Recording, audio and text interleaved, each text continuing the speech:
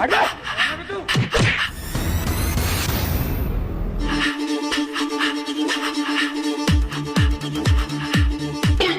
শাশুড়ি শাশুড়ি আর একটু জল দেবো? না না এতেই হবে। বাহ, এরকম মিলেমিশে থাকলে দেখতে কত সুন্দর লাগে। এই দিদি, পালিয়ে গেছিস তাতে কি হয়েছে? আমি আবার মুছে নেব, তুই মন খারাপ করিস না।